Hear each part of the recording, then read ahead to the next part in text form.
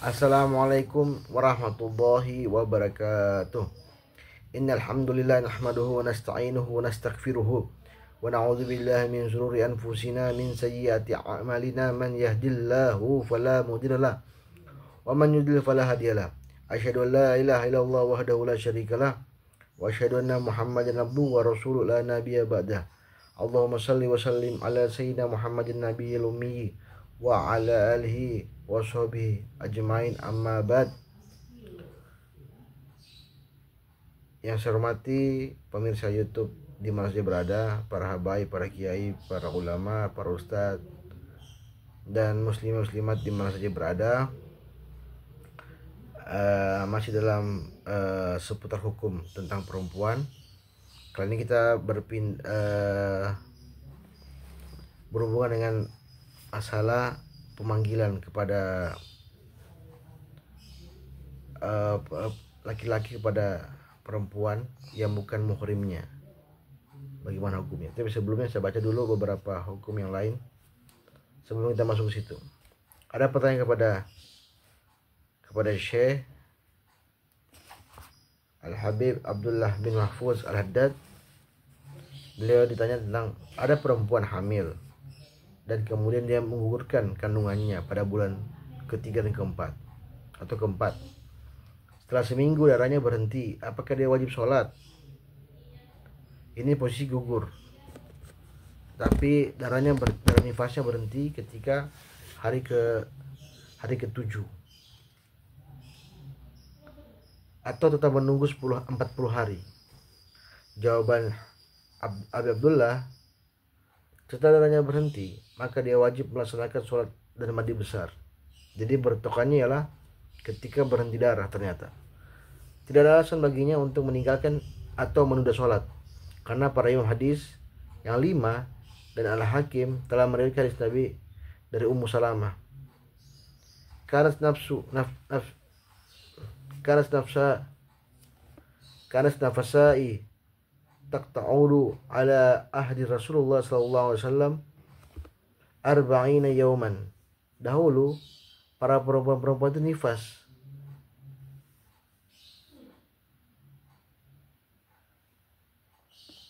nifas duduk di zaman Rasulullah SAW selama 40 hari. Bahkan ada hadis Nabi Muhammad dari Abu Hurairah yang mengatakan anna Rasulullah SAW waqata 40 yauman illa antara at-tuhra qabla dzalik. Sungguhnya Rasulullah SAW itu memberikan waktu selama 40 hari, kecuali perempuan itu suci sebelum itu. Oleh karena itu hadis ini menggambarkan bahwa meskipun bukan 40 hari, maka dia diwajibkan sholat ketika darahnya berhenti. Inilah pendapat para ahli fikih, dan apabila darahnya sudah terus keluar sampai 40 hari, maka hukumnya kategori mustahadah, yang itu menggunakan pembalut dan kemudian melaksanakan sholat, sebagaimana diriwayatkan dari At-Tabrani dan Abu Umamah. Ketentuan ini merupakan pendapat Syafi'i, dan mayoritas ulama mengambil pendapat ini karena bentuk kehati-hatian terhadap kelaziman keluarnya darah perempuan. Adapun pendapat sebagian ulama mengatakan sampai 60 hari, ada sebagian mengatakan 60 hari. Maka hal ini hanyalah pendapat biasa saja tanpa ada landasan dalil. Oleh karena itu tidak bisa dijadikan sebagai sandaran. Wallahu a'lam bishawab. Nah, ini berikutnya lagi, hukum tentang panggilan laki-laki kepada perempuan yang bukan mahramnya. Ketika ada laki-laki memanggil saudara-saudara kami dan kebetulan mereka sedang tidak ada, apakah kami perempuan boleh menjawab panggilan mereka? Jadi posisinya mereka nggak ada, tapi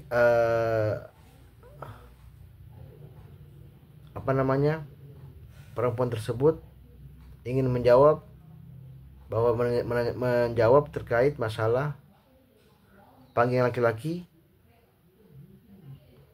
teman-teman mereka yang laki-laki ya. Bagaimana menjawabnya? Tidak ada masalah, kata beliau.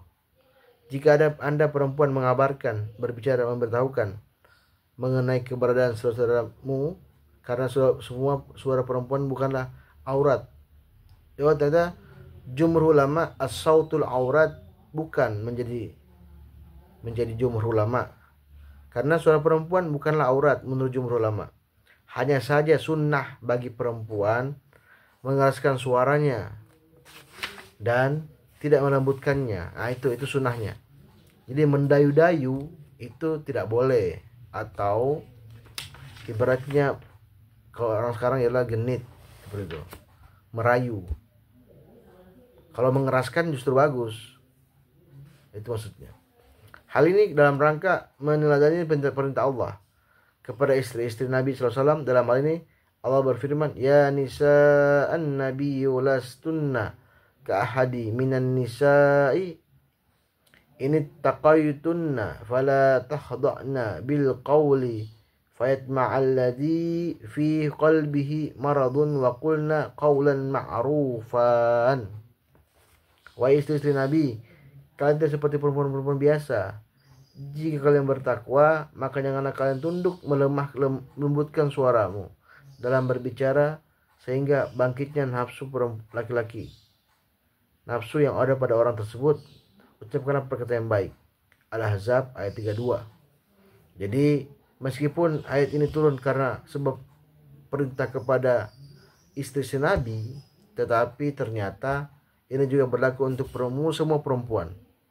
Sehingga kita berkata keras atau enggak melemah lembutkan suara perempuan ketika berbicara laki, itu lebih bagus dibanding lemah lembut, dikhawatirkan mengundang hawa nafsu para laki-laki lawan bicaranya. Wallahu a'lam bishawab.